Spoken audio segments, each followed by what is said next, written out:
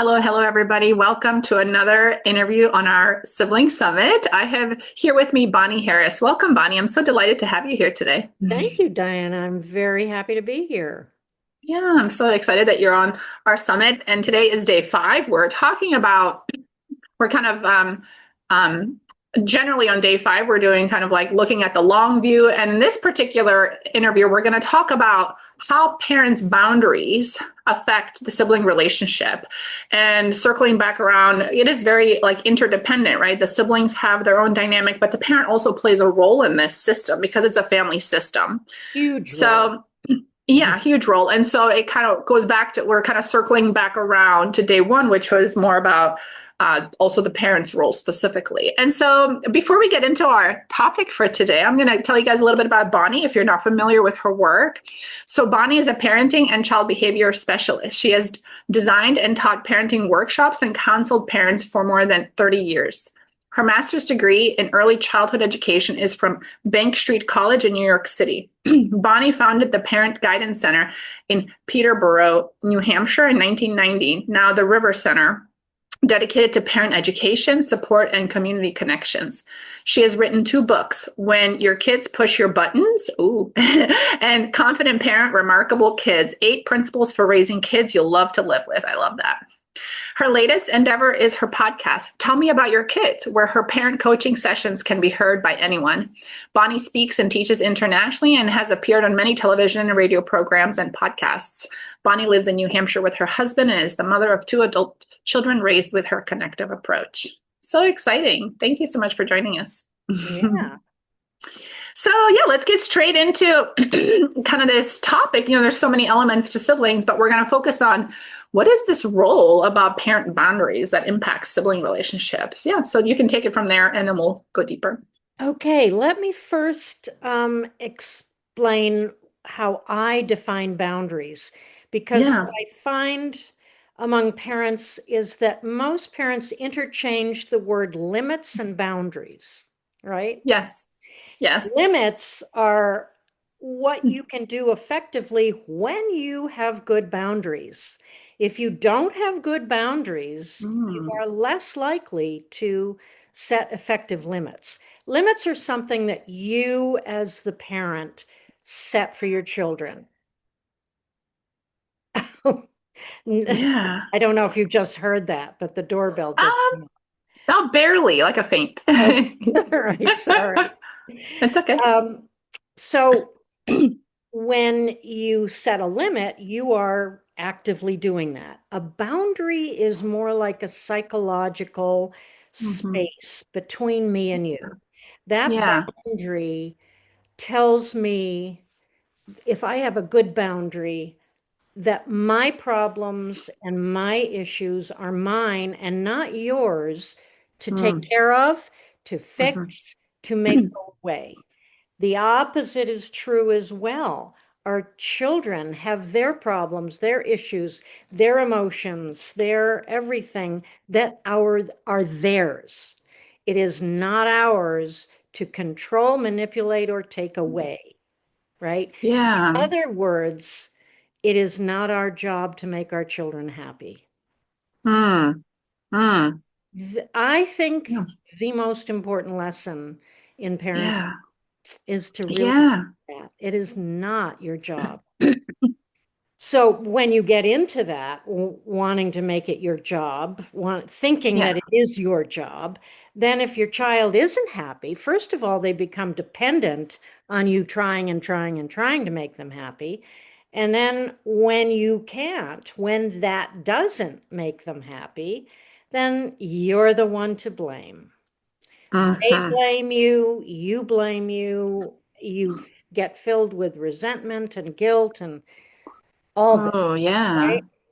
Oh, this is so powerful. Oh, I can't wait to go deep into this. Yeah, Yeah. this is novel.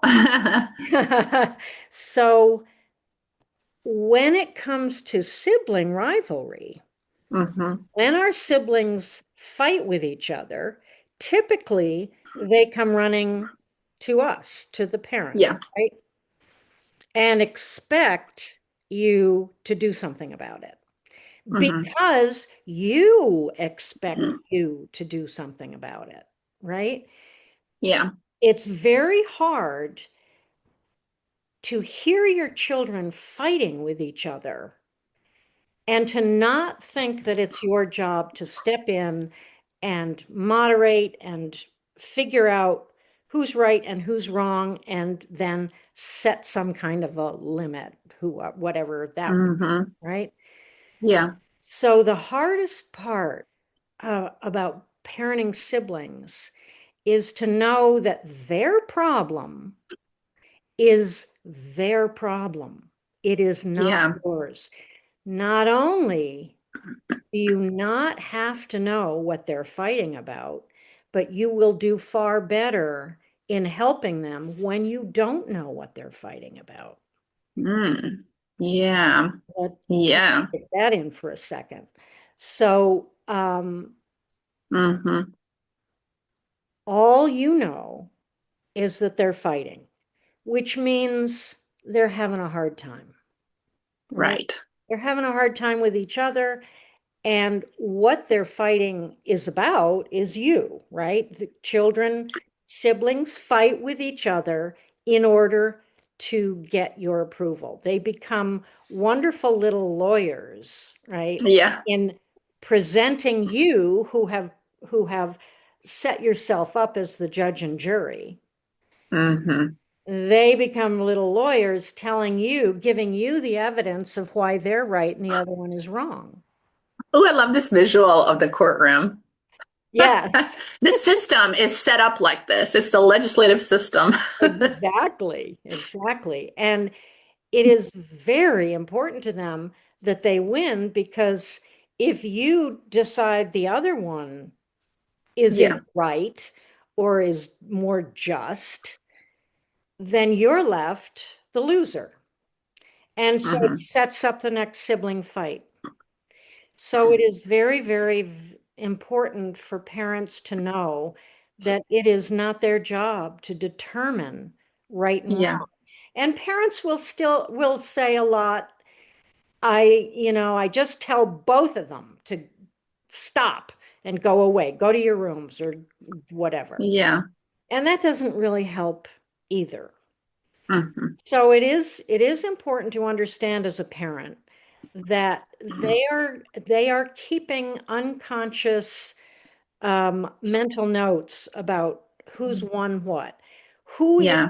who is in your favor about whatever issue is up, right? Yeah. And they know what you like and what you don't like about each of them. And so they then determine all kinds of falsehoods about themselves and what you think of them and all that. But that's what Hmm. sibling rivalry is about. It's about Right. gaining the parents' favor, getting their approval, right? Getting. Hmm. So when we come into that courtroom situation, we set Yeah. up what I call the triangle game. Hmm. You are at the top of the pyramid, and they are at the two bottom, and they're yelling, telling you why they should be winning. Maybe they're just fighting with each other, but it's you have come in, you have engaged, you probably say, what's going on? Who started it, or what's happening? Yeah. What are you fighting about? Hmm. None of that you have to bother yourself about. So when you're engaged and you ask any kind of a question, that's what engages you. Then they're going to be giving you all this reason why they're okay. And so then you have put yourself in the position of trying to figure this out and trying to solve their problem. Yeah. Just leave, you should just leave Sally alone. Just ignore her. How many Uh-huh. times have we said that to our kids? How often has that worked? Yeah. No Yeah. child, no child wants to ignore the other one. Um, something very unjust could happen. One of them has really slugged the other one. Yeah. And it's very hard not to come in and take sides with that. Very hard. Hmm. Yeah. And we're going to get to what I call the no blame solution in a minute, but right now we're just setting up how this triangle works. So Yeah. you have both of these kids telling you that all the communication is coming to you. So you're left with, I've got to figure this out. And you don't know, and you've got to pretend to know or something. What you want to do is cut off that line of communication and say, Sally, you need to tell Jimmy that. Jimmy, you're telling me, but Sally's the one who needs to hear that. So what you're Hmm. doing is constantly turning that communication back. You want them to communicate with each other, right? Yeah. So the pyramid is gone. So everything is back to them. So it sounds to me like you're having a really hard time because Sally has told you something or other. And Yeah. what do you what do you want to tell her about that? Your questions are constantly taking them back to their situation. Yeah. Okay. Yeah. When they get that you're not going to ever come in and decide Yeah. what's right, then that kind of stops that line of communication. They know that. Someday you want to overhear your kids in the other room saying, "Come on, let's work this out. Otherwise, mom's going to come in and make us talk about it." You know. Oh my gosh, my kids do that. Do we have to do that talking thing again? Right. I was like, well, you have two choices here. Either you guys can figure it out in a way that works for both people without somebody dominating another, and I'm kind of watching out for that from afar, or I can help you guys work it out with the talking. So, but it's still like your thing, and Right. they don't. Yeah. Right. But you're actually, when you turn that communication back to them, you're actually doing conflict resolution. Right. This is a very, very important skill. Yes, for And sure. For life. for life with Yeah. anybody. And Yeah. again, you can't be effective doing that if you don't have that good, strong boundary that tells you you don't have to fix their problem. It is not your problem, right? Mm-hmm. Yeah, I love this. Yeah, this visual of the boundary. And I know you're saying, the kids are like, they're vying for the parents' like approval with this triangle thing. Um, and I know sometimes parents will get sucked into like their own emotional triggers as well when the kids are fighting, which, the kids are obviously starting Oh, it, but it still takes the parent back into this old childhood trauma of whatever it is. And I think the boundary helps with that as well, right? Because you're still saying totally. what's coming up for me. There's two things kind of coming up. The one is the kids trying to triangulate the whole thing. And then the other one could be this old trigger that's coming up for the parent. The boundary helps with both, would you say? Well, the old stuff from the past, which is what my book, When Your Kids Push Your Buttons, is all about. Yeah, All that old stuff from the past prevents us from having good boundaries.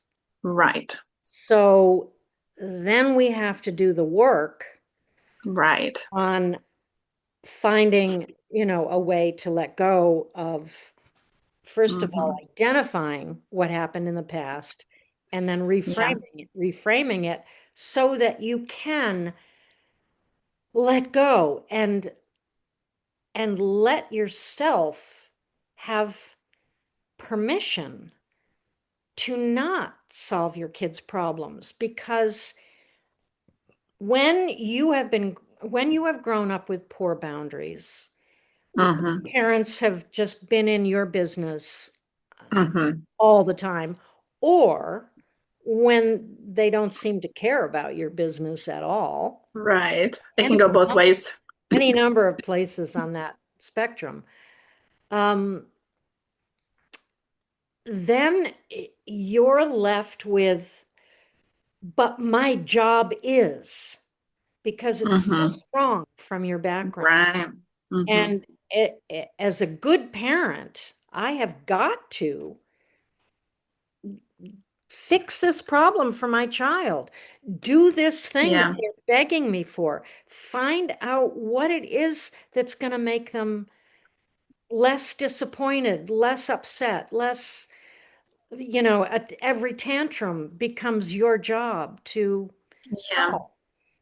And that's why today's parents are so exhausted, Mm-hmm. because because we make it our job, and there is absolutely no way you can succeed at it.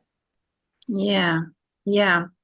Yeah, it's almost like the pendulum has swung maybe the other way. For a certain number of people, maybe their parents didn't care so much when they were growing up and they promised that they were going to be really conscious and Right. present and be there, but they overestimated a little bit and swung a little bit too far into their kids' autonomy. And now it's helicopter parenting, right? In a way, Right. it's too much enmeshment.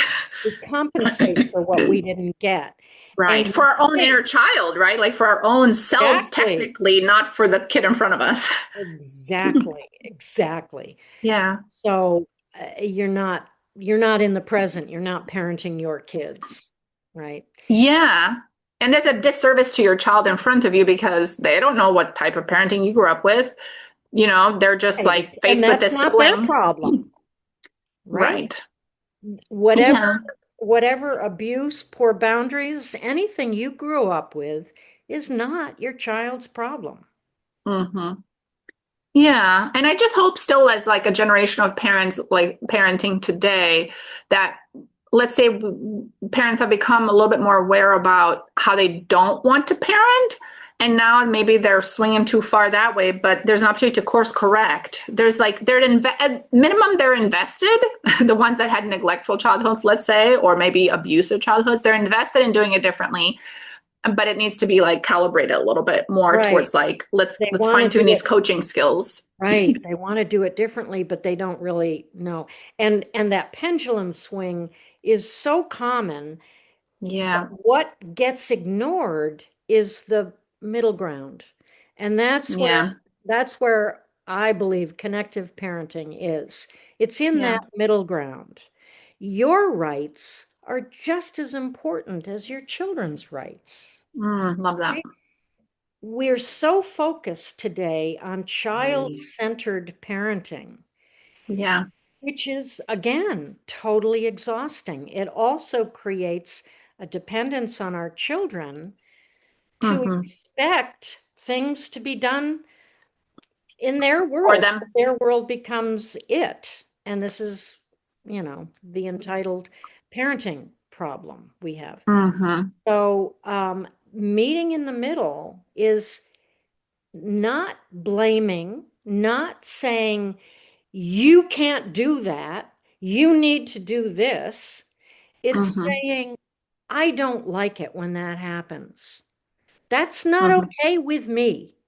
That's what you would want every relationship you're involved in to. hmm You're not going to, it is not your job to tell anyone what they can and cannot do. Yes, we think it's our job to tell our children, but the most effective way to get their behavior to change is to say, this is not okay with me, right? hmm Because the blame, when you're shaming and blaming your child, you can't do that. Don't you ever do that again. How dare you do that? hmm That breaks a connection. Yeah.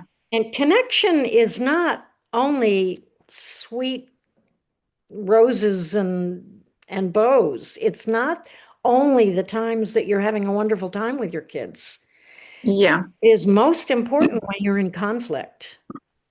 And Mm. you will continue to connect when you come from yourself and you allow your child to come from their self. So I don't like it when that happens.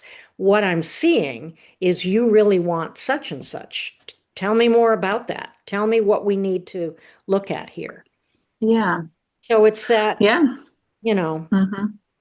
I, Being in relationship with another, we're trying to teach our kids through parenting how to be in relationship with another human being with healthy self-esteem and healthy boundaries, right? exactly. And no blame and no shame. Right. Without controlling the other person. How control with Right. knowing that controlling another person is all about me. When I try to control you, it's all about me and what I've brought with me because I have felt controlled all my life and now I want to have a say. I want somebody to listen to me. I want to feel Yeah. heard. And so Yeah. I'm going to tell you what to do. And Yeah. that breaks connection always. Yeah. Yeah. Because children are primed for attachment and autonomy in combination, right? They need to have a Autonomy. sense of self and So identity without feeling like they're being living under a thumb right. without a voice, right? Right. Exactly. So let me tell you about my no blame solution Yeah. for siblings.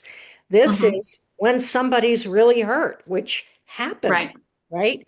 It might be blood, it might be just a hurt Words. ego, Uh-huh. hurt anything. So one of them has been hit or called names or something or other, and one of them is crying. Okay. So in this case, I think your job as a parent is to comfort the hurt child Yeah. without any attention to the, I'm going to say perpetrator and victim, just to keep them Yeah. separate, right? The Yeah. victim is crying. You're going to comfort the victim. Also, it's important when you've got an older and a younger child to pay attention to when the younger one is learning the power of the victim Mm. and crying in order to get your attention, trying to get you on their side rather than fighting for themselves. Yeah. Hmm. So age has a lot to do with this. So you definitely want your victim to tell the other one how they feel and what they say. But if there is seriously a hurt, which happens all the time, Yeah. comfort that one. Do not do not address or even use the name of the other child. Because Hmm. as soon as you do, it's blame, right? You can't in that moment bring that one in without there being blame. So Yeah. so that one is maybe going to, as soon as you stop doing this and go to the victim to comfort it, the other one might run away if he's used to getting in trouble. Yeah. And so you're going to comfort that one. You're going to talk about the hurt. Show me where it hurts. No name, just whatever. And then after you've comforted that one, then you want to call the other one in. If the other one has gone away, you want to see if you can get the other one in. If hopefully once the perpetrator is used to this, he's Yeah. going to hang around. Yeah. Not going to run off. He's going to hang around and see what's going on. This Yeah. is what you want. This is your goal. Hmm. Because when you are not addressing that child, he gets to watch what the consequences of his actions were, right? Without the blame taking him completely Yeah. away from the situation. Hmm. They're more likely to take responsibility later for their because they can see the perspective of the victim more clearly when they Right, aren't being blamed right. for it, even if they're at fault. And if you've got any kind of a young child up to, 10 or so, it's very likely an impulse that hurt that child, that hurt the sibling. And impulses, I mean, how many times have Yeah. we said or done something we didn't mean, right? Yeah. Yeah. Who doesn't? So you want to give the perpetrator the benefit of the doubt on that. And Yeah. when they get the opportunity to watch and not be blamed, Yeah. they're not they're not setting themselves up against the sibling Yeah. as they do when one is blamed. If the perpetrator is blamed right off the bat, it's I'm against you, the sibling, and next time I'm gonna make sure you get it and make sure mom doesn't see what happens. Hmm. So the Yeah. sibling Hmm. relationship is Hmm. really broken many times when you do take it on as your responsibility. But anyway, back to you're comforting the victim and you say to the other child, Sally's feeling really hurt here on her Yeah. arm. Would you like to get, this is a genuine question. Would you like to Yeah. get an ice pack or get Sally's lovey and bring it to her, help her feel a little better? When there's no blame involved, when the perpetrator has been watching the situation and sees what their actions have done, maybe not right away, maybe not for the first several times, but if you stick, Yeah. they're going to Yeah. run. I've seen this on film. They're going to run and get that ice pack or get that lovey and they're going to bring it. And then Yeah. maybe, I've seen this in my own house. It right, works. yes, it does work. Hmm. And then maybe the one who's been hurt is going to say, no, don't touch me. And then you would say, oh, that's too bad. I guess she doesn't want you to hold the ice pack for her.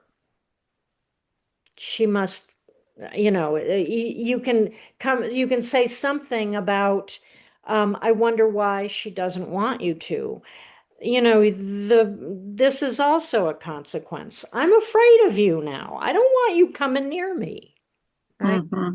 And you Hmm. don't have to say, see, she's now afraid of you because you Yeah. hurt her. That's what we want to say. Right. That's going to go against what it is you want your children to learn. You want them Hmm. to learn to take care of each other.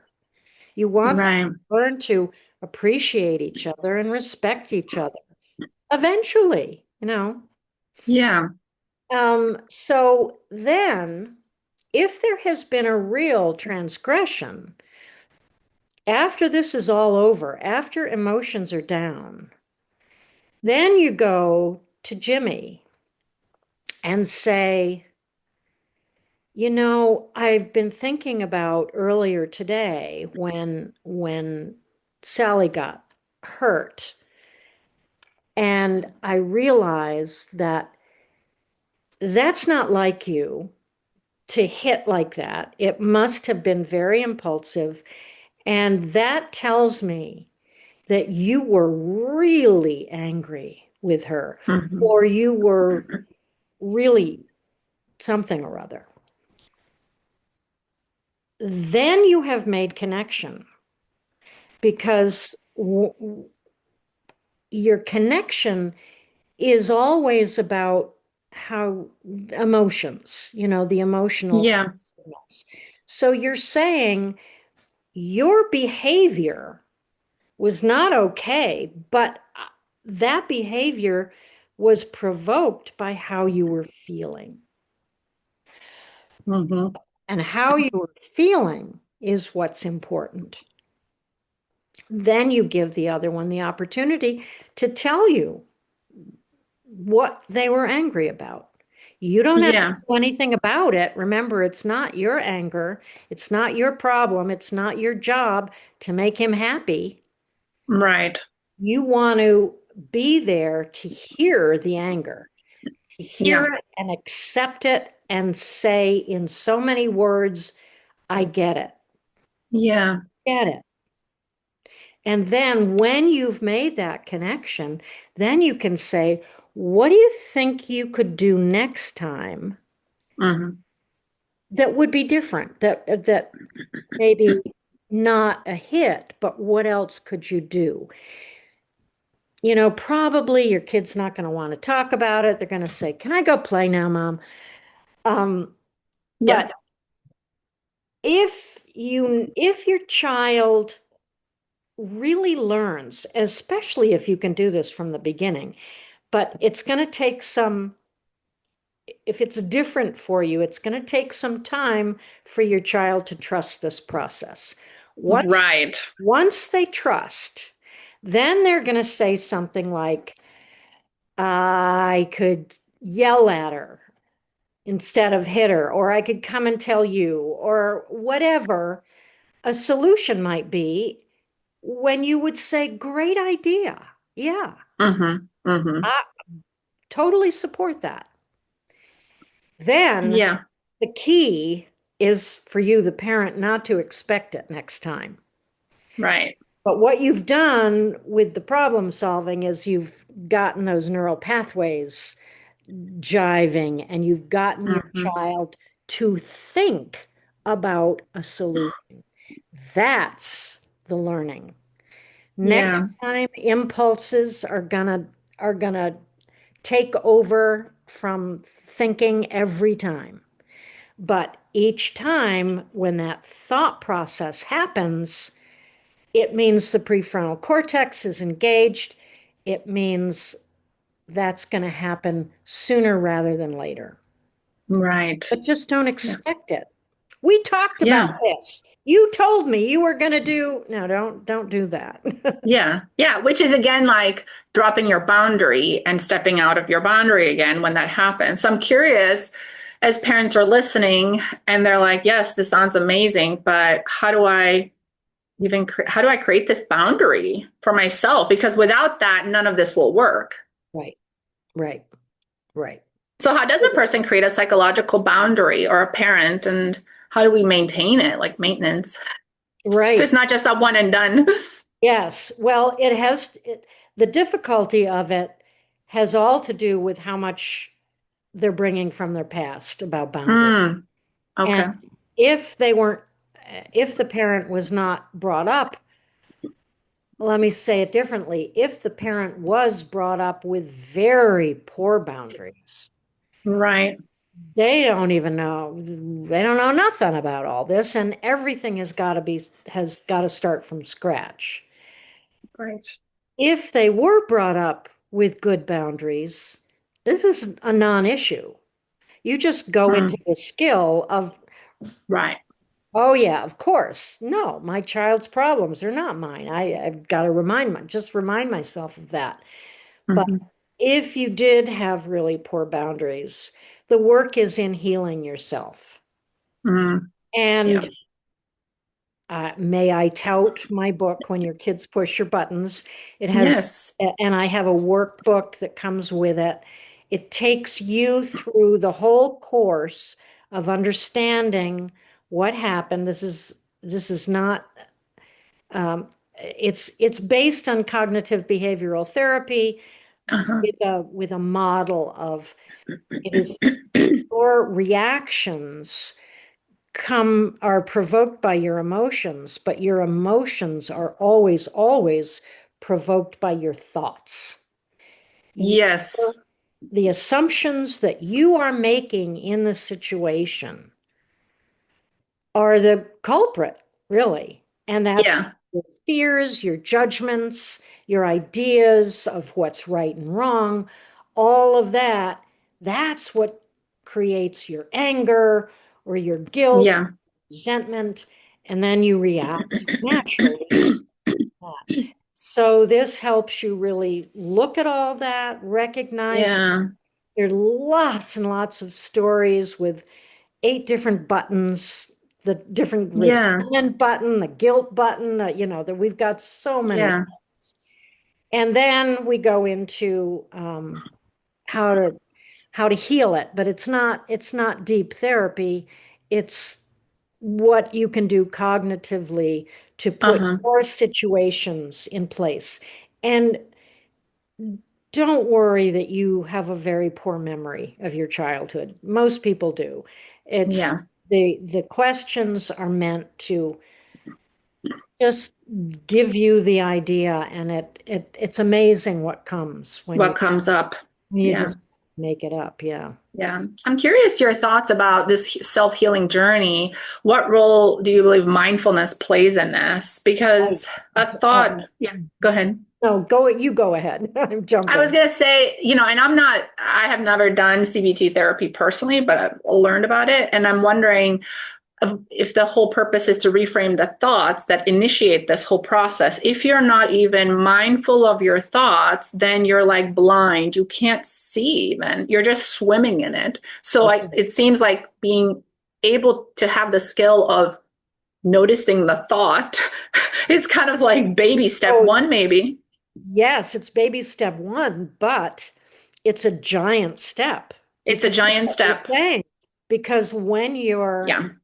immersed in the emotion, Oh, yes. When you're immersed, and I'm thinking maybe even outside of these moments, I'm a big fan of meditation and silence and sitting there for 45 minutes. You'd be abs- amazed how you learn to notice the thoughts and the craziness of them just absolutely. looping like, The like whole thing is a nonstop. mind, yeah, the whole thing is Yeah. a mindfulness exercise.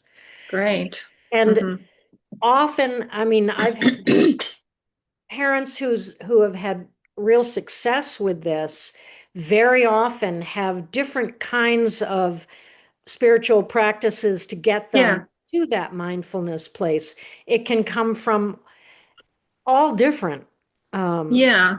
venues, but ways to silence your mind so that you can become aware of your thoughts. But Hmm. in the buttons work, you're probably not going to have too hard a time thinking about what your parents said to you or Yeah. did to you. That general, feeling blamed, feeling wrong, Yeah. feeling unimportant, not good enough, Yeah. not Hmm. good enough. So, what is it that you heard? Because generally, when you're just immersed in all the emotion and you feel not good enough in some way, Yeah. shape, or form, you believe that. That Right. these are the beliefs. The beliefs you hold about yourself are the Right. buttons that get pushed.